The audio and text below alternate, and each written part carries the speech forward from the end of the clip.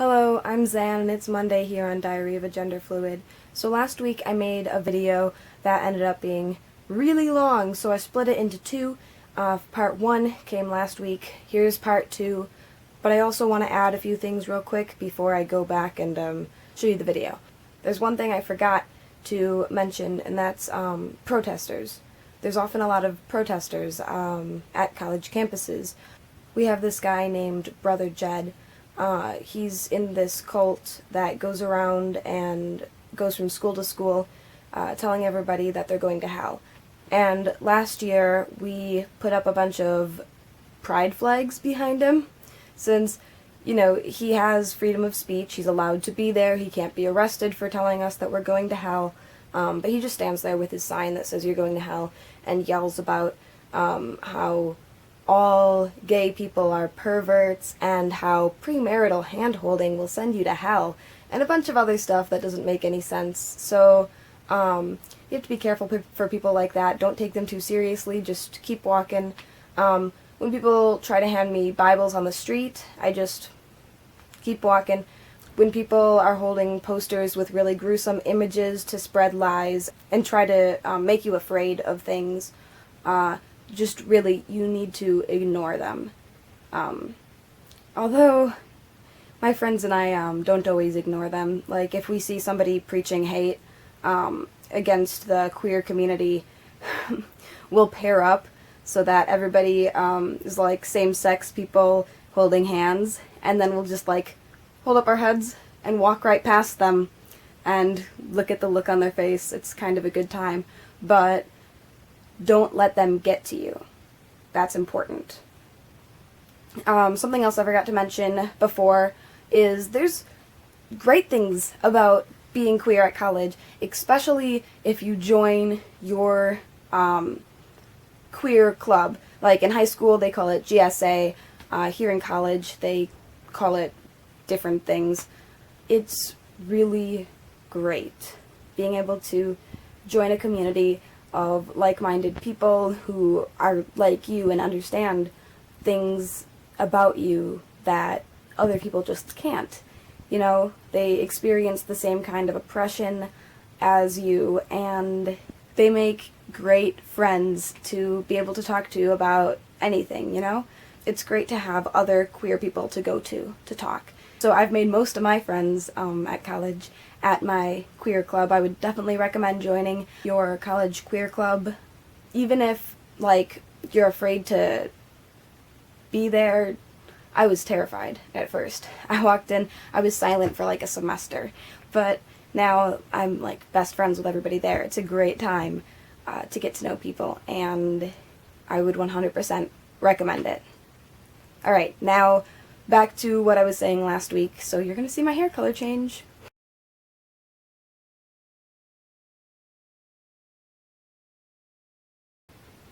Honestly, it is so annoying to have to learn all of this untrue information. And sometimes you can bring up the truth, depending on how safe you feel. Professors can be safe, some of them, but some of them can be very unsafe for you to talk to about these things. There was a situation last semester where I had to come out to a professor because of a specific assignment in a diversity class that required my gender to be disclosed. He took it very well because he himself is queer. But I've heard a lot of horror stories from my friends about coming out to professors when they don't want to use their birth name in class. Maybe someone who's on testosterone and wants to pass as male, and their name on the attendance sheet is Elizabeth. Yeah, that's not going to work very well for them. So they'll often have to email the professor, tell them what name they would like to be using in class, and the professors can either ignore them, accept it, or reject them. And often they get ignored or rejected, but sometimes they get accepted, which is nice. But there's a lot that could be done to fix this very problematic system. We're working on it here. We just got this preferred name option this year, that you can put on your ID card and everything, so that you don't have to have such a masculine name if you're really a girl, or such a feminine name if you're a boy, or such a masculine or feminine name when you like to appear more androgynous and don't want people to see your name and assign gender to you immediately in their head. I still use my real full name on all my information because I didn't change my name. It's just a nickname out of my real name, and I like my real name. So I've never had to deal with this personally, but a lot of my friends have, and it doesn't sound very good. Also, the dorms themselves, there are only men and women bathrooms. There is not even a gender-neutral or all-gender bathroom on the bottom floor of the building, and this building is like 9 stories tall, and there's not a single all-gender bathroom. Not one. We have like 3 buildings on campus that have 1 or 2 all-gender bathrooms. Other than that, it's all man, woman, which can be very dangerous for trans people. If you're a trans man who's AFAB, you could go into the men's bathroom and risk being beaten up, or you could go into the women's bathroom and risk having them flip out on you, yell at you, and try to push you out of the bathroom. And neither of those sound like a very good situation. So, honestly, most of my friends just don't go to the bathroom. They've like trained themselves to not have to go to the bathroom because there's nowhere for them to go to the bathroom. And that's not healthy. You shouldn't do that. But they have to. I just use the women's room because I do not look out of place there. But for people who do look out of place in both restrooms, it's very difficult. Another thing that I had an experience with a professor actually last 2 weeks ago. 3 weeks ago? 3 or 4 weeks ago, I had a professor who pulled me aside and talked to me about my sexuality. That was really awkward. He kept saying, I have no idea what I'm talking about, but, and I'm like, yeah, you don't know what you're talking about. And this is really awkward. But I just kind of smiled and nodded, and he's like, you're gay, right? And I said, and I didn't want to get into it with him, so I just said yes. And he's like talking about how it's okay. And I'm like, yup, it is. And he's talking about how I should be more open about myself. And I'm fairly open, but there's situations when you can't be open. And before you know people, you can't just walk up to them and say, hey, I'm gay. Because bad things could happen if you do that. You kind of have to feel it out with each individual person. If you're getting like good liberal vibes from someone, you can probably tell them. If you're not, and they sound like a traditionalist, you might not want to tell them. This professor in particular, he felt a little bit more liberal to me, so that was nice, so I didn't hide too much. I wrote things in my poetry for the class that alluded to being queer, and one of my short stories was also queer, but it was still really awkward, and I was still very afraid to read my stuff in front of the class, so I would avoid at all costs reading anything that I had written that was queer, because you can't know who's all in that room, you know?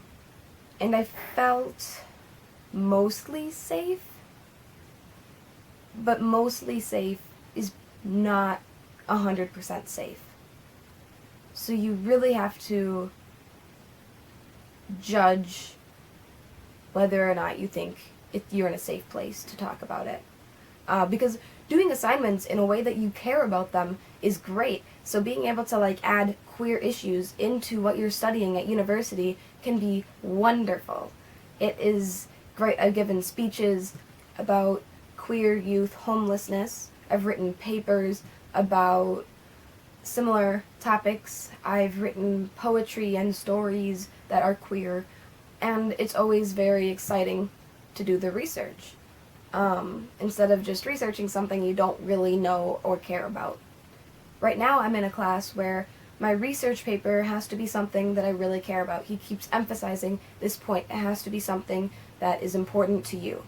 Therefore, I should probably write mine on queer issues. Maybe something with gender, maybe something with sexuality, I don't know.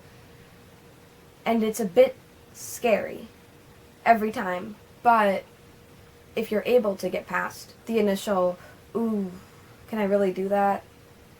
It's worth it if you actually go out and do it, because you'll actually enjoy yourself in your studies. If there's something else that you really love and are passionate about, by all means, write on that topic.